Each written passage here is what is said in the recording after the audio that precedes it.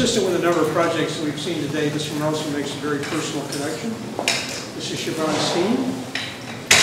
Have lots of fun. Good afternoon, and thank you all for being here. I'd like to thank my committee for their guidance, my family for their support, and my cohort for showing me the real meaning of collaboration. Interstitial, the space between things, and more specifically narrow spaces, are often neglected in our cities and our buildings. In high architecture, they've been ignored or eliminated through the embrace of the free plan. However, this is a rich spatial morphology which can enhance architecture in a myriad of ways. It can be an instrument for negotiating boundaries, for layering up spaces, for the creation of performative and functional opportunities like daylighting and air, and post-spontaneous interactions. Because of some deeply rooted spatial preferences, it can enhance our experience of architecture in ways both private and exalted. An interstice is both a pause and a break, as well as the connective tissue which holds in tension the things on either side. It epitomizes the accommodating spatial relationship that architects are continually grappling with, from the scale of the reveal detail to open space in the public realm. My interest in the interstitial came through a review of my own work. This partie of two masses held in tension across a narrow space kept occurring again and again. So I looked to my spatial biography to understand where this might have come from. We all have places in our memory that hold particular mystical significance. Mine are cubbies and closets, tall narrow spaces that give a feeling of enclosure, hiddenness, and a sense of peering out on the world. We can see the preoccupation with a latent image in many architects' work. It often starts out unrefined, but through conscious, purposeful effort, becomes persistently worked upon to improve the expression, subtlety, and impact of the image. If you're feeling confused about what the interstitial is, it's because I was still figuring it out too. My experiences understanding and designing these spaces was intuitive. My committee would ask me, well, is this space interstitial? Is this space interstitial? And I was kind of like, well, I couldn't articulate why it might fit this morphology. I just knew it when I saw it.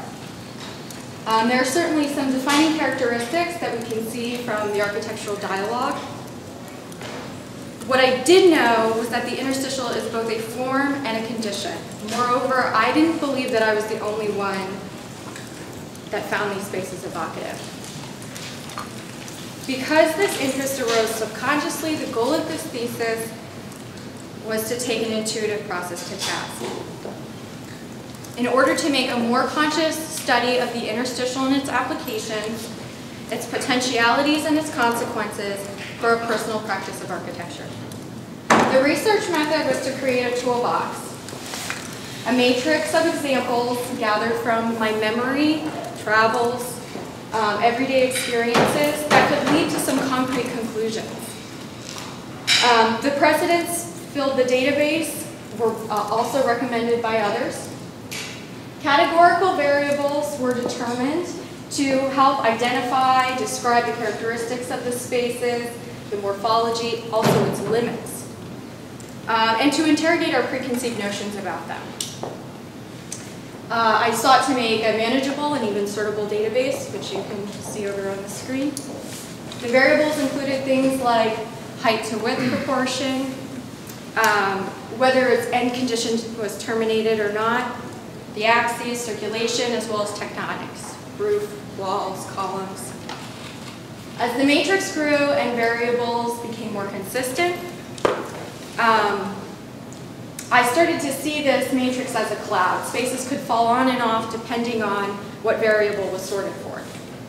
And types started to emerge. I also used it as a survey tool. And so despite a lot of these spaces' total neglect, the responses people gave to them were balanced. both positive and negative adjectives. As others began to learn about my thesis, they started recommending spaces that they knew of. I've been texted all the nooks and crannies of Georgetown, alleys of DC, and from cities all over the world. I think that this excitement that people exhibited when they learned about my thesis tells me that I'm onto something. The enthusiasm points to the possibility for this kind of space to be used as an architectural device that engages the user in profound and often inexplicable ways. In the course of researching why we might be drawn to these spaces, I came across a big word with a very universally understood meaning. Thigmotaxis, or the wall-hugging trait. It's a biologically verifiable movement pattern. It's a wayfinding strategy favored by organisms from bacteria all the way up to human beings. And the upshot of this primal instinct is that we prefer narrow spaces with continuous wall surfaces along which to travel. The interstitial space narrows our field of vision, making it easier to spot danger, protection on our flank, and a feeling of comfort. It allows thigmotaxis to take over our movement patterns. The proportions of this space also reflect our physical makeup. We're upright and forward-looking. Narrow space corresponds to our physical capabilities and limitations, and also reflects an image of ourselves back to us. In narrow space, the walls hug us. The importance of our perspective and experience on the reading, understanding, and exploration of interstitial space cannot be overstated. In the vein of Loretta Vincarelli, these watercolor studies were done through an intuitive understanding of the phenomenological properties of the interstitial, with the addition of color, light, and mood. In summation of the research, and for the purposes of this thesis, I've attempted a working definition of the interstitial that gives the spatial morphology more clarity and gives a design direction moving forward. I didn't come to either the site or the program for this thesis as intuitively as I did this abstraction. A location in DC was my preference, and perhaps a quintessentially DC type of building, which begs an embassy. And also the site, should it be in the interstitial or be able to foster the interstitial? I found the answers almost simultaneously.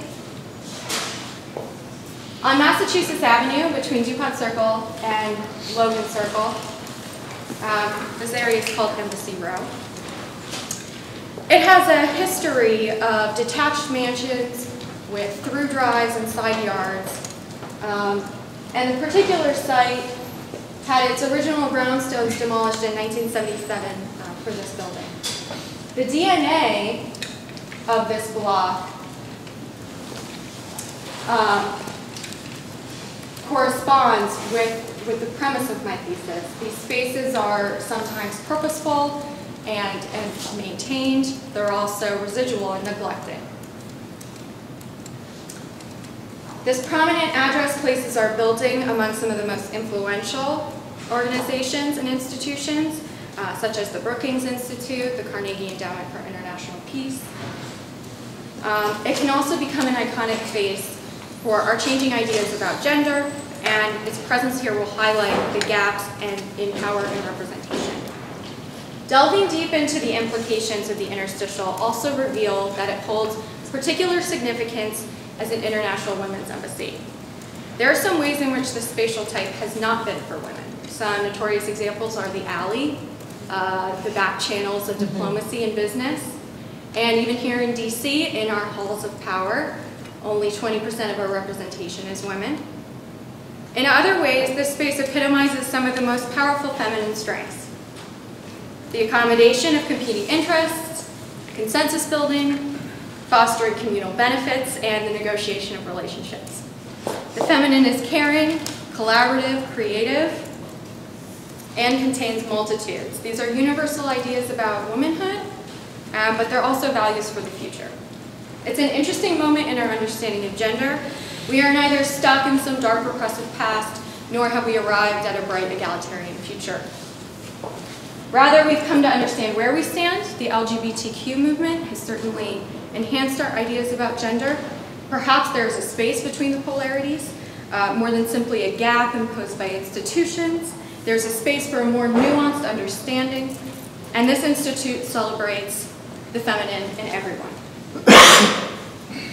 The building would house the newly launched No Ceilings initiative, a collaboration between the Bill and Melinda Gates Foundation and the Clinton Foundation. It would host a co-working space for like-minded nonprofits to collaborate under one roof and further common ideals. It would be a gathering place for world leaders, a forum for discussion and action, a venue for expression and demonstration, and a mission that advocates the full potential and participation of the feminine through diplomatic, legal, economic, and creative means. The challenge of designing this building was a process of moving from the abstraction of the interstitial to deploying it at many scales to detailing it, its subtleties. The International Women's Embassy realizes the opportunities of the interstitial by questioning conventional urban boundaries. It's been used symbolically and in functional elements of the typical embassy to cause consideration for the individual. Through its use, this building affords communal benefits as an institution, its occupants, and its neighbors. The main public spaces occur at the base of the building, workspaces in the body, and ceremonial and dwelling spaces at the crown. The primary interstitial spaces become major orienting elements on the site and circulation. At the secondary level, the interstitial becomes perpendicular, and it organizes functional building components. Tertiary interstitial space occurs along the edges of the building. It creates social and private moments. And the unoccupiable interstitial brings in light and mitigates light. At every scale, the narrow space causes thresholds, spontaneous encounters, and privacy. It addresses pragmatic concerns. The most prominent interstitial space between this building and its neighbor questions the assumption that we have to build property line to property line.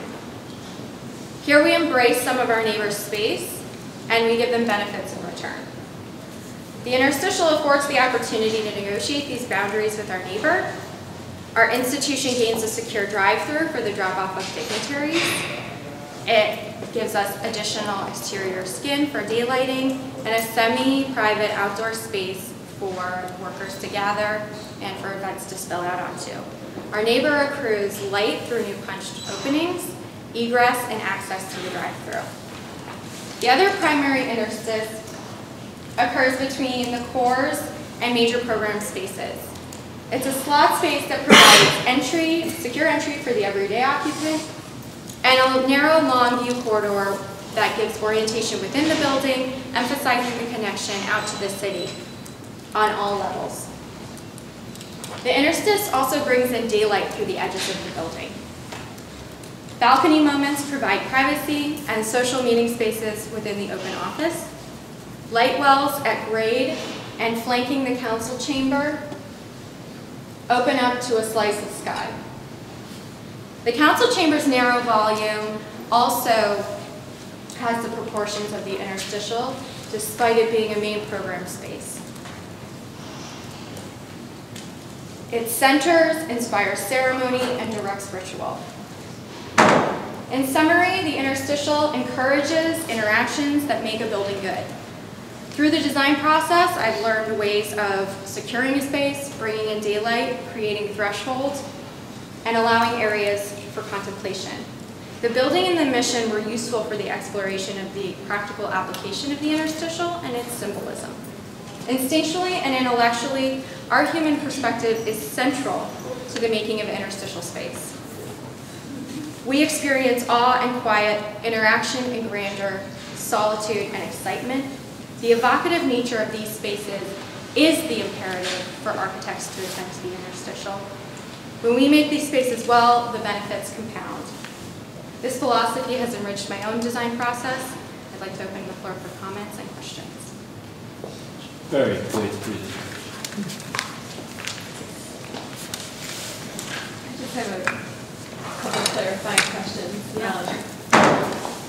First, just to understand the drawings, will you point out where these slots of light are in the section? In the section, okay, sure. So the main drive-through space is here. This is the neighboring building, and then the other neighboring building.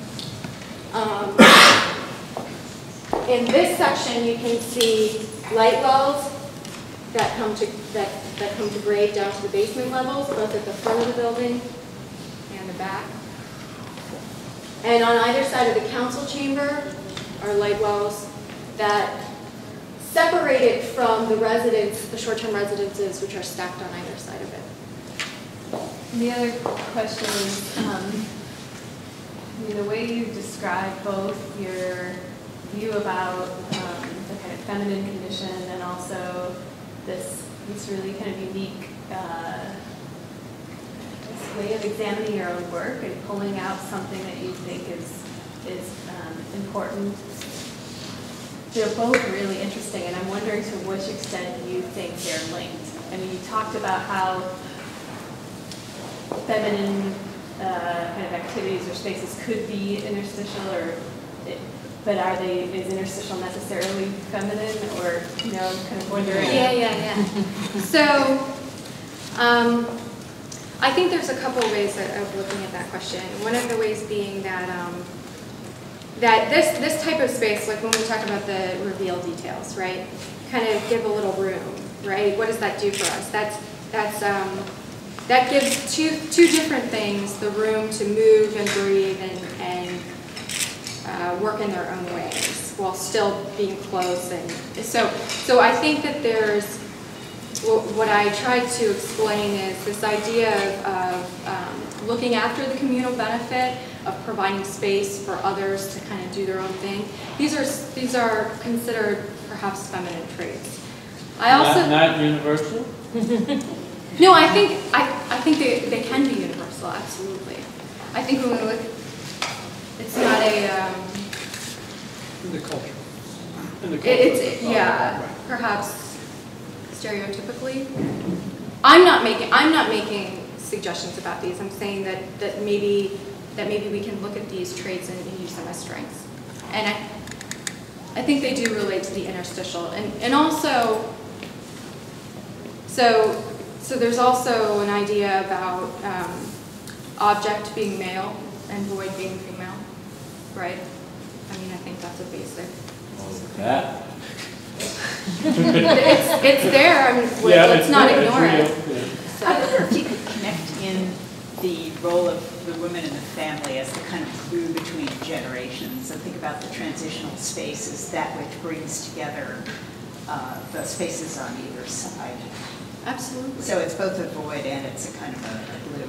Yeah, exactly. Which is part of the idea about the interstice. Siobhan, you actually said a lot more about that role of women. That it's not in historical spaces. It's not only that those alleys and backdoor diplomacy or backroom diplomacy. It's not only been monopolized by men, but it's also been a place of informal encounters, like women preparing food, like you're suggesting, or activities that are not the most valued by society, and you're basically more actively going in and valuing those activities and finding value in the space that those activities Right. I think it's an interesting rationalization for the building type, because it's a women's focused meeting place. I don't share with you the need for it to be feminine or masculine. And in those respects, I don't love the spaces any less or more because they're feminine or not. So that makes me want to pursue, and I think just your bringing it up allows us to think about it, the nature of that kind of space, whether it's masculine or feminine. It has some universal aspects to it, open-endedness, comfort, those kinds of things that I think are universal. So I don't have any issue with the interpretation, and I think it's beautiful in certain ways. But when I try to abstract the spatial experience, I find it still attractive and intriguing. Yes, I agree. I agree. It was simply a way to connect the program to the spatial type. A lot of architecture works like that. I mean, you know, I'm not sure I totally understand exactly how the building works, but it looks like that investigation gave you a framework to elaborate an idea of how the building could work. And it may be apparent that that is an organizing principle in the experience of the building to many, or it may not, but then that might be okay. It may still be a very high quality design, and I guess what I'm saying is these kinds of experiences can be understood on different levels, and I think what you're arguing is that the symbolic value of it, it's interesting to sort of investigate the symbolic value of it first, and then use that to drill down in something that helps guide the actual bricks and mortar of an investigation, rather than starting with the program and then first, and then seeing what sort of things the program derives. And it's sort of, you know, I remember saying to Colin Rowe once, is design rational in the beginning? And he said, of course not, how could it be? And it really was a puzzling thing that he said, but what he was saying was that inspiration can arrive at from any place. It doesn't necessarily have to be rational. It may be in the end have to be rational because it's a piece of architecture and one has to be able to, you know, use it in meet code and all these other things. But where it begins is anywhere. And it's very interesting to see a project where that, as a kind of question of an experience you've had in your life, that you expand to questions of urbanism and then back down to questions of a specific site, becomes the way in which the sort of litmus test that you use and you apply all these other things to it, such as solving the program and making facades and things like that. Were you aware of that as a process when you started, or is that something that emerged in the course of doing the project? Because I started with like the narrow space, I knew I wanted to create experiences that did that, and spaces that did that. I knew that the program could be anything. These spaces occur in any program. So I think I did sort of know that I would kind of come upon, you know, what the building would be, but I don't think I. But what's But interesting they is you could have still left continue it. to be promenade spaces, don't they, basically? I mean, they connect you to something or to some, not to something. They also talk about the relationship of man to building and scale and how big a human being feels in a space. You know, so I still go back to those certainly being universal. But I think you really, I love the idea of a philosophy or even a building, if not a whole philosophy, based on experimenting with this aspect of spatial relationships. You know, Gary, when I'm looking at the chamber, and when you're bringing light in perpendicular to the axis of the space, you're making it a place. So I don't think it's always a promenade space, or when it's open. Well, certainly not in that middle space. Right. Yeah. So when you did a move where you counter that axis, you found ways to make those places, right, through that asymmetry, or in this case, that red wall that has the curve and the light coming from there. So that maybe through your collection of these spaces, it showed you, you know, how the phenomenological experience shifted by whether it was open on one side or closed at the end, or the light was coming in. And even that that plan being similar. Even that relationship thing, I mean, I would have said maybe that space up there wasn't really an example of the interstitial. But then when you change the proportions so that even though it may be a place that's maybe a little bit more equal, its height allows it to become that kind of space. Right. The proportion of height to Yeah. width. I think it's well, first let me say this is a really beautiful project,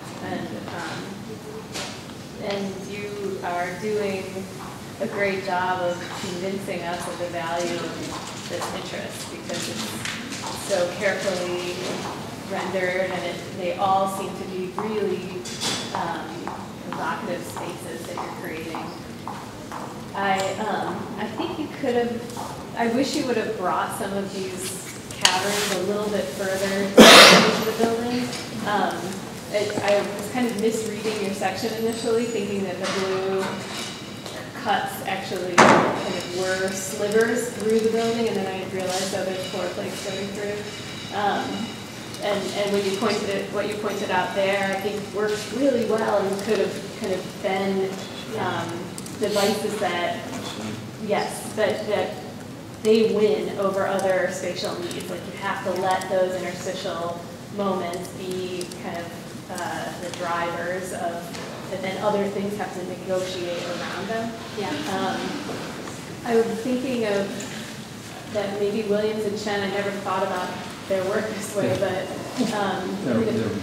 the folk art museums of this building, and also the Barnes Institute, you know, the way that you kind of move through these other glazed spaces and then back into a kind of primary space. And so maybe some of their other work, you could kind of look for moments where, because I think if you intentionally said, okay, one way to experience the interstitial is to move along it. But what if you're moving up it? What if you're seeing it channel light? What if you're crossing it? What are all the ways that you could experience? Well, what if it's not occupied like that? Mm-hmm. Well, one of the nicest kind of interstitial kind of things is when you're in a small space, I think, but you have the sense of being part of a larger space. Like this building sort of works that way. When you're in those studio spaces, one of the reasons why this is kind of nicer place to be than back under the library is because you have the sense of this space. And I guess I wonder when I look at the plans, I see some very interesting overlaps between larger and smaller spaces there as they're developed. I wonder if in the section more of that might have taken place. And what I'm thinking about is that slot on the right-hand side of that section that whether you need all the floor slabs that are in there, Yeah. and whether some of them could be taken out so that you have the sense of that larger space, two-story spaces and things that could. I think that probably one of the instances that you might be talking about is this is the first floor view corridor. There are chunks pulled out of that space. It doesn't show in this section, but this floor disappears along that. That's one of them. The other one is in the one next to the council chambers. The two residences, because they're one-bedroom units, if somebody comes with a family, they can be connected via the stair.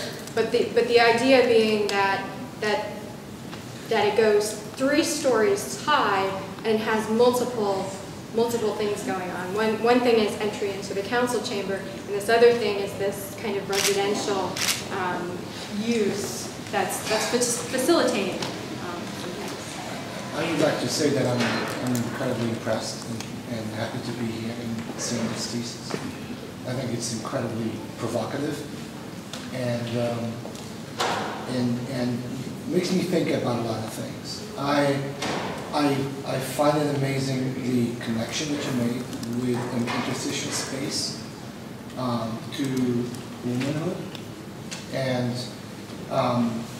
I confess that I've never seen it in that way, and it was interesting that you made that connection in the way you presented this to me. To some extent made me a little sad and maybe depressed, because I'm thinking interstitial spaces normally, I associate them with utilitarian and with mundane and with spaces that need to exist for a boundary or for something that we try not to celebrate, but rather ignore. And you said, no, these things are not to be ignored, they are to be celebrated, and they're comforting in their own way. And pick that connection to womanhood makes me think of my mom, makes me think of my wife, and makes me feel kind of like, oh my God, you know? What am I going to say? Just imagine how they feel. You know what I mean? Yeah. It's like so from that point of view, I am just at all with your thesis. From the architectural point of view, I'm fascinated with the presentation and with the design, and I just congratulate you on a beautiful project. say thank you very much. What for me has stood out is, I mean, coming from India, we have interstitial spaces everywhere. You know, going to a sanctum sanctarium, you're confined. It does a lot to your mind, the mental attitude of going to a space which is narrow. I, being a woman, contradict, I don't agree with your thing that it is a women thing. I think it's a space, it's an experience. I will take that. I love the presentation.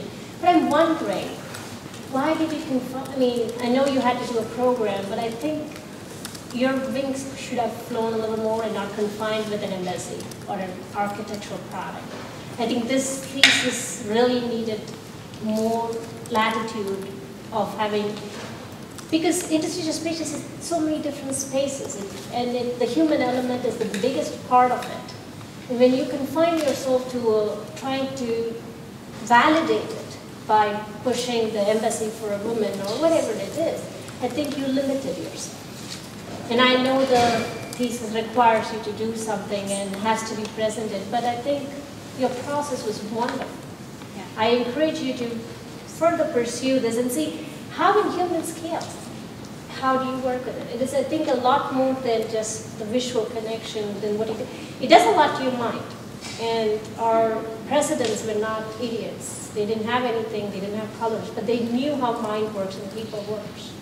And these pieces are put strategically in buildings and to convey something, to do something emotionally to you, irrespective of you're a man or a woman or a child. It doesn't, actually relates differently. For him, when he walks in the interstitial space, he may be thinking different than what you are thinking.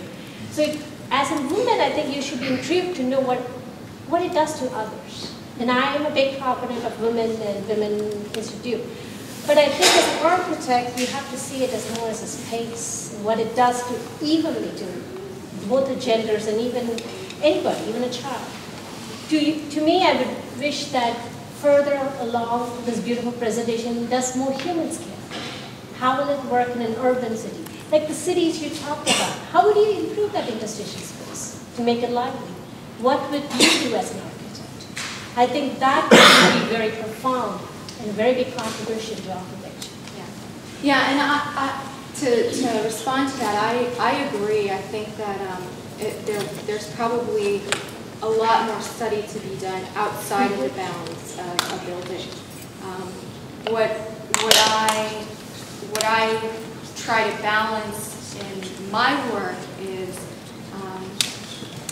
maybe some kind of ideas, but can we actually get them into architecture? I mean, you know, I feel very strongly that architecture is a practice, and I wanted this project to convey a practice of architecture. Just to add to that, but architecture is not building, it's the void too. It's what you don't create. Mm-hmm. And that's what I see as interstitial space when you showed me that urban design of the Massachusetts, of how you picked your site. To me, I'm thinking, she has these voids and she could have done something with it. Why did she have to build, to create one? I like your idea too, but I'm just thinking, working the other way, from my perspective, I'm thinking, there are these spaces already there, which are the voids. You don't always have to create. There's stuff there, That's a good point. and you may want to look at it. It's interesting when dealing with working in New York City, is all of the buildings on a block, residential buildings, are all party hall buildings. And it's not until you get to the end of the blocks where you have backs of buildings that are actually viewable. So you get 2 slots in a block. When we were working and doing urban design, we made those deliberate, in a sense, because they become public and become safe, and think about them in that kind of manner. Your comment about it made you think. This made me think in a different way. In the sense of about the proportion of space. And what I find intriguing with this is the whole, and coming back to Matt's comment about the typology of space and how it works in the building, And then I keep coming back to this chamber space, which has a tension to it because of the proportion. And whether you feel safe or not in a space that is disproportionate rather than comfort proportionate. And we use different shapes of spaces to do different things in plan, such as circles and squares tell us we can move in different directions. Linear spaces or movement spaces and so on. But we don't talk about tension spaces, of which I think an object such as this cylindrical shape definitely expressed as an object in this composition, but yet it's treated as if it were not an object, but yet a place of tension in terms of the proportion to it. So it really made me think about, are there other ways of thinking about how when we take plan spaces into 3 dimensions that we begin to think about them differently. And it's not a simple object, positive and negative, or it's partially scale, I understand that, but how we evoke emotion through the use of space, and so on. And I was very curious from your perspective in terms of you defining what meant interstitial. There were safe feelings and there were very scary feelings in that. And how do you feel about that? Because you've brought both of those, all of that into this competition. I think that a lot of the negative feelings come from exactly my point, is that these spaces are typically neglected. I think in most cases, the negative, when somebody looks at an alley and they feel frightened, it's because it's neglected. I think that the spatial morphology, the tension, the proportions, if considered and carefully made, will probably always induce or evoke positive emotions. I believe that. Well, when we think about residual space, usually it's created because there's an object, yeah, and there's space that's created around it, and we call that residual. And it's not until it takes shape that we begin to derive some emotional value. So a thin space that's tall is much different than a space which is a big lawn, yet it can be residual. Right. And so how and where the tipping point occurs between the emotional response and the spatial response, to me, is a very fascinating But there's a real big experiential difference quality between residual and interstitial. It was one of her definitions. That's where she started from. It And then was she one went of the on things to that are define part it of the architectural in dialogue. ways that it had positive act. She was not just left over. Right. And so to I mean, also there's the go off street, this- which is the ultimate residual and interstitial space. You know, is that residual? No, I can don't turn think that. so. I can turn that around exactly the opposite and say it's the positive and the blocks are the negative. You could.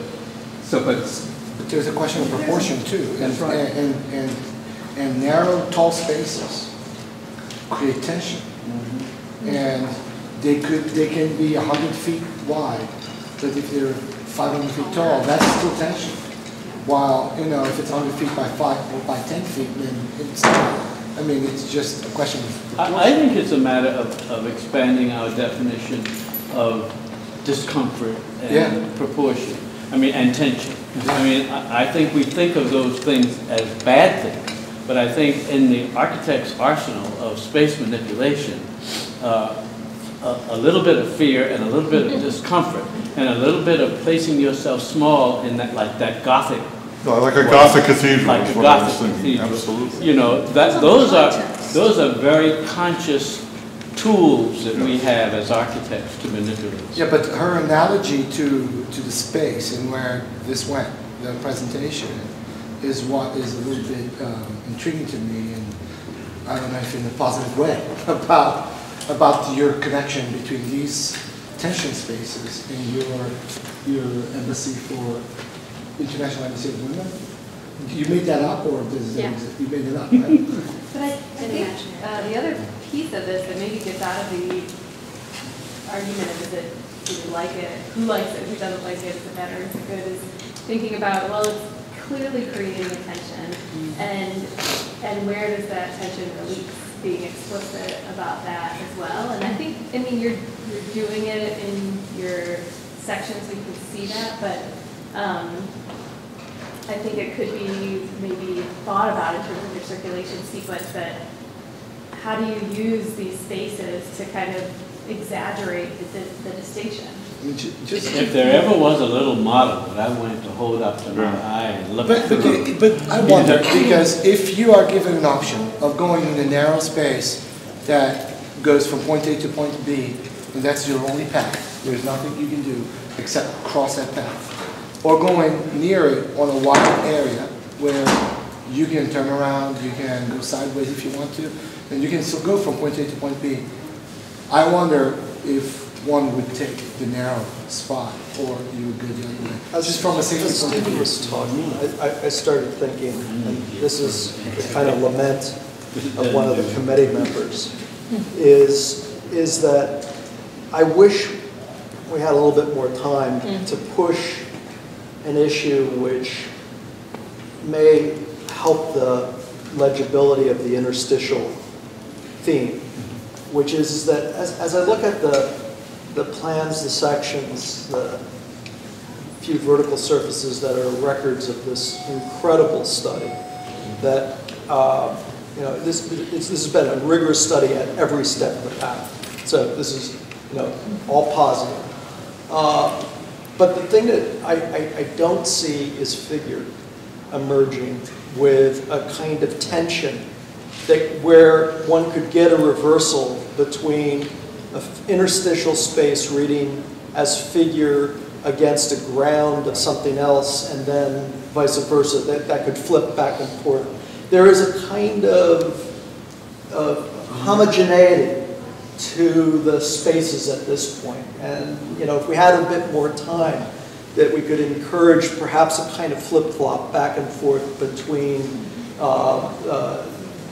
the space as object and space as void, and those readings, and that could perhaps afford a bit more of those observations about the kind of ambiguity of male, female, which I think has been just fascinating to listen to throughout this process.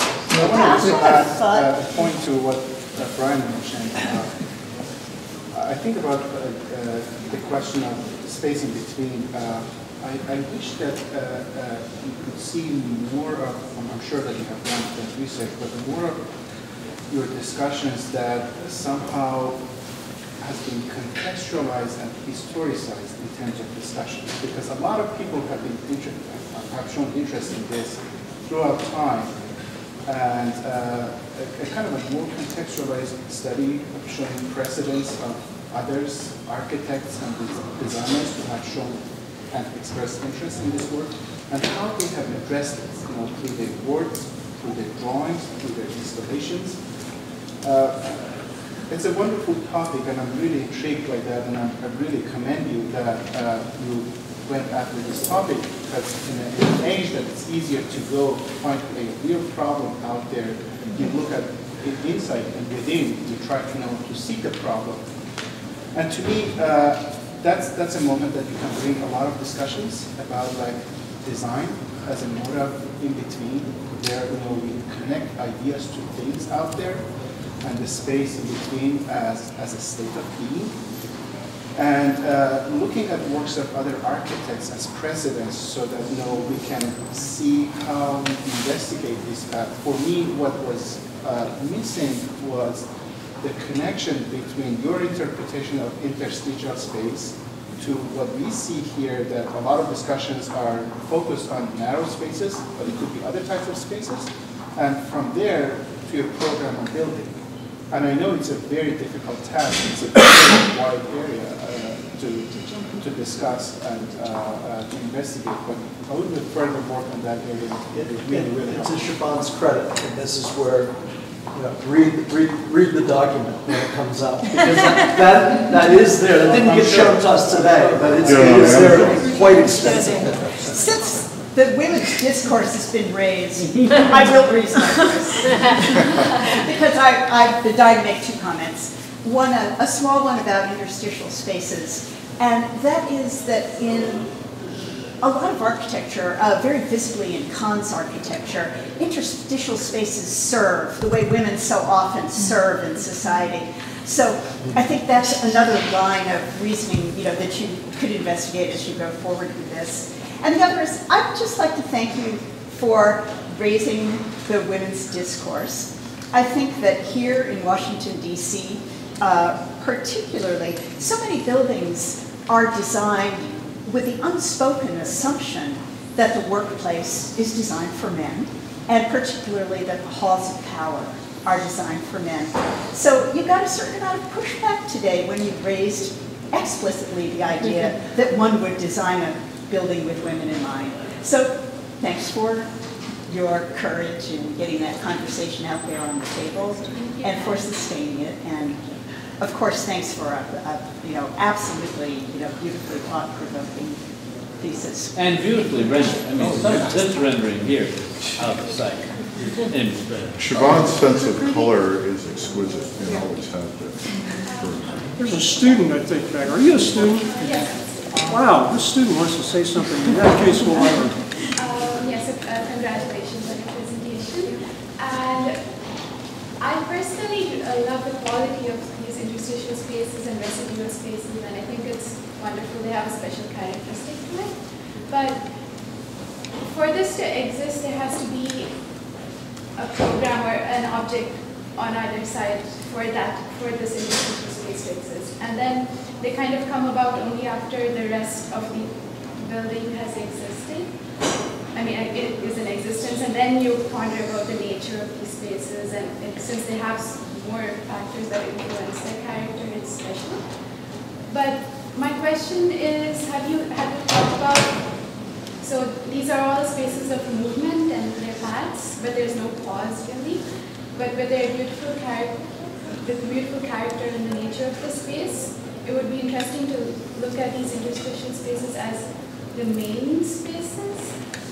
But how, I don't know, because then comes in efficiency and the functionality of that space. But it would be interesting to maybe there are these nooks or something that emerges from them that involves some program where you pause and experience.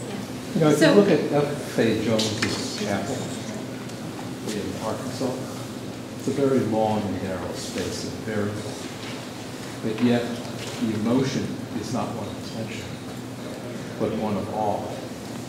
And I've been thinking about that while we've been having this discussion, because especially that cathedral.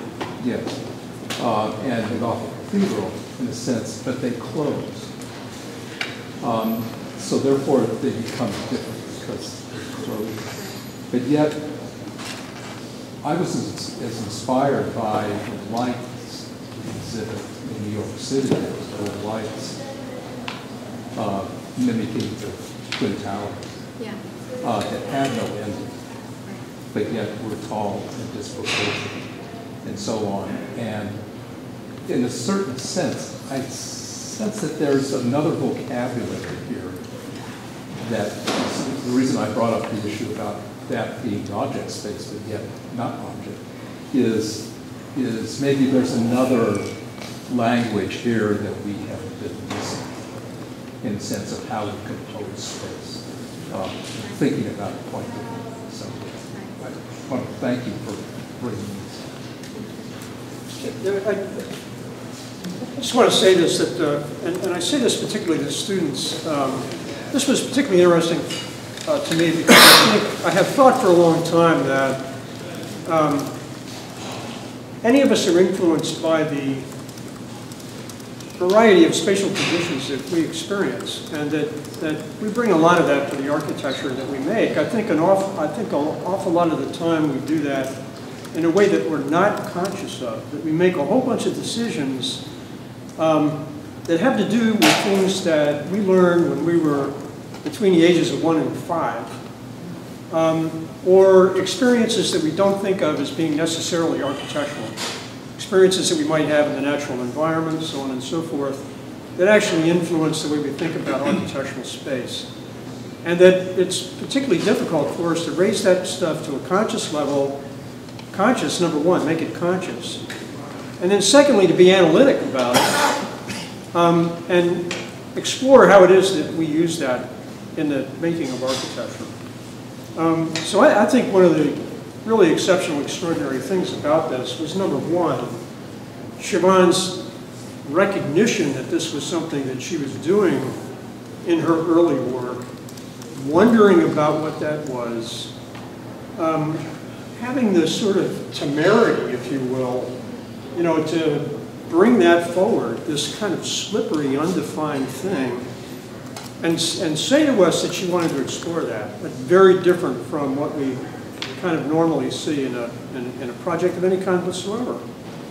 And then to go about this extremely rigorous way of exploring it to figure out what the essence of that space was, both kind of on our own terms, where we kept throwing spaces at her saying, well, what about this one? What about this one? What about this one? And she would have to say yes or no and why it fit into one of these other categories, and coming down to a kind of essence of what this spatial characteristics, what the spatial characteristic was. Then she has a real problem, which was that we also asked her to go find this stuff in the literature.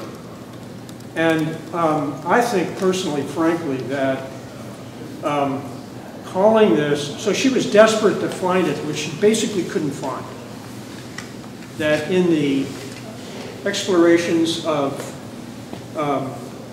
you know, morphological, various kinds of morphological studies of space, various people who have looked at those kinds of conditions, different kinds of spaces, they don't really identify this one, and consequently, they didn't have a name for it. And the kind of name she found, or when she found a name in the literature, like interstitial, or like residual, or whatever, it doesn't really fit. It's kind of a red herring. And maybe you sense that in the discussion here about this kind of space. I kept telling her to call it a Steen. You know, just call it a Steen, that's what it is. You know, you defined it, call it what it is. Stick with it. But anyway, you know, by and large, you know, I just want to, my kind of big point here to you is to recognize that these things do influence the kinds of spaces you make, what you do, and to push yourself to examine those things in the kind of deep, rigorous way that she has explored this one. Now the committee is made up of Garth Rockcastle and Brian Kelly, and if you guys would like to make concluding comments, by all means. Well, I thought it should be a Shabbat. Well, I want to congratulate. I had a hard time pronouncing Siobhan. I want to congratulate Siobhan for an incredibly productive, truly patient search. You know, Le Corbusier talked about design as a patient search, and this entire process was a design process.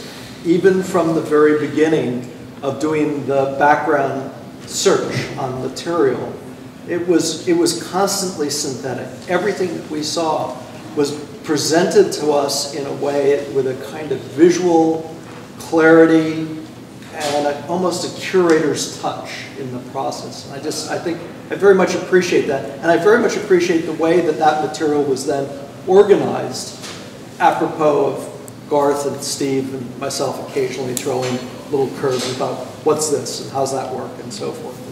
So, by the way, before Garth speaks, we're going to do one more, which is 2 bays down facing this direction. When we're finished with that one, it would be great if we had a few minutes together where our visitors could remark on their experience. I'm just going to make 2 points. And one of them grows out of the fact that one of the burdens you carried was 3 faculty members who were inspired by a tradition of crochet, thinking about crochet and Cornell's own, particular fascination, especially through the work of Michael Dennis. He was familiar with French hotel plans and the resistance to the insertion of the figural in the torsion, twisting, using of the residual space for geometric alignment is something that is uniquely Siobhan's, and it's something that was fascinating to me. Watched all semester long, and it was mostly during the semester that I saw it. You are intensely orthogonal and layered. You slip and slide this way, and not this way, and I'm curious about that. I'm really curious because every time we try to insert. That's for thesis too. But in 600, she did do that. Well, she did it, but we're still that was. orthogonal. Okay, and I just kept thinking this is my psychoanalytical dimension. Because it was only in the last few weeks that the crown space got a bow in it. But nowhere in the plan, except in the furniture arrangement, does, the circular or the tort begin to start to manifest itself. So I want you to think about that, because it's not that visible. One of the things you did really well that's not visible here, but the committee saw it all the time, is you did create loose fit. You inserted it graphically here through tonations.